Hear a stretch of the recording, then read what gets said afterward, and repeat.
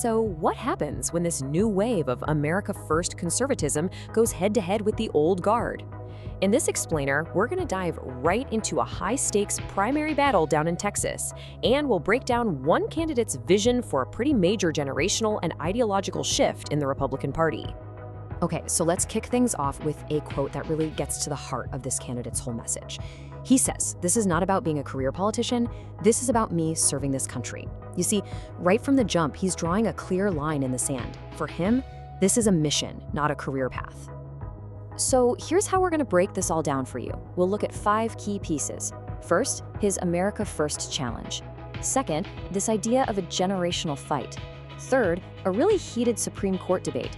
Fourth, his philosophy of merit over victimhood. And we'll wrap up with his final spiritual call to arms. All right, first up, the America First challenger. So what the congressman does here is he paints a really clear picture for voters. It's a choice, right? On one side, you've got him, the young, Trump-endorsed America First fighter. And on the other side, well, he portrays the 24-year incumbent as a kind of relic from the Bush era, basically arguing that the Republican Party has left him behind. It really puts the spotlight on the split happening in the party today.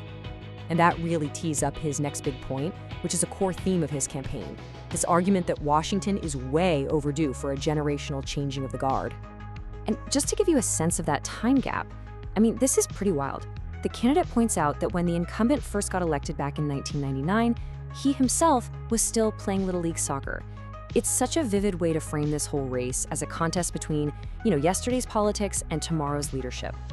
And, his whole philosophy on public service, he sums it up in a, well, let's just say a very memorable way. He actually borrows a line from the pro wrestling legend Stone Cold Steve Austin, saying, "My job is to do this: arrive, raise hell, and leave." The message couldn't be clearer. He's not in it to build a long career. He's there to make a big impact and then get out. So he really doubles down on this whole case for younger leaders. He looks back to the founding fathers, pointing out that a lot of them were just in their 20s and 30s. Then he argues that today's older leaders are making laws for a future they won't even be around to see, while younger politicians with little kids at home have a totally different kind of skin in the game. And this all leads to his pretty blunt conclusion: Congress shouldn't be a retirement home. Okay, now we're getting into what was probably the most heated part of the interview. It all focuses on a specific Supreme Court hearing and the candidate's pretty fiery response to it. So here's the backdrop. The whole thing revolves around a Supreme Court hearing on Section 2 of the Voting Rights Act. Now, this is the part of the law designed to stop racial gerrymandering. That practice of drawing election maps in a way that weakens the voting power of minority groups.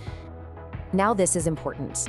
The way the interviewer sets us up is by framing an argument made by Supreme Court Justice Ketanji Brown Jackson. The host claims she argued that Black Americans without these special lines drawn wouldn't be able to vote, and even referred to them as disabled. So that framing is what the congressman is asked to respond to. And the congressman's comeback to that? Whoa, it was fast and it was sharp. He calls that perspective an example of the liberal mind virus and the soft bigotry of low expectations. So yeah, he's fundamentally rejecting the entire premise that was presented to him.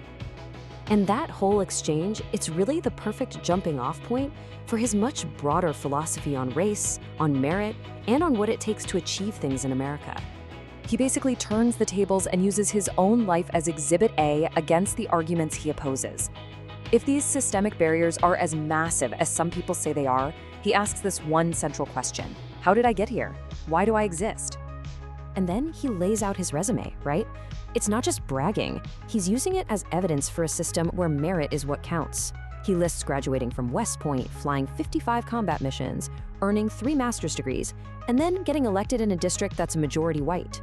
He says all of this comes down to grit, hard work, and determination, what he calls the exact opposite of DEI.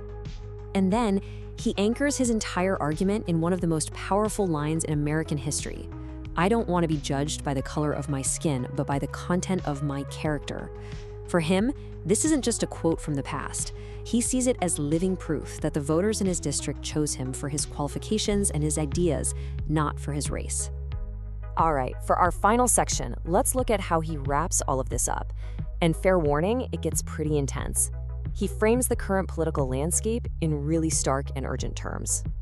He takes his whole political fight and raises the stakes. He doesn't just see it as a battle of ideas, he frames it as a form of spiritual warfare against what he describes as pure evil.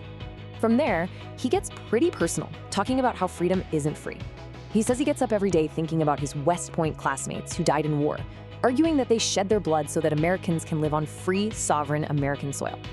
And his final takeaway, his ultimate piece of advice through all this chaos, he says it's to trust Jesus and to realize that a higher power is in control, one who will always turn what was meant for evil into good. So there you have it, from a generational showdown to a spiritual call to arms. That's one candidate's vision in a nutshell. And really, his challenge in this Texas primary is like a small snapshot of a much, much larger battle going on for the heart and soul of the Republican Party. It leaves all of us with a pretty critical question. What does the future of American conservatism actually look like?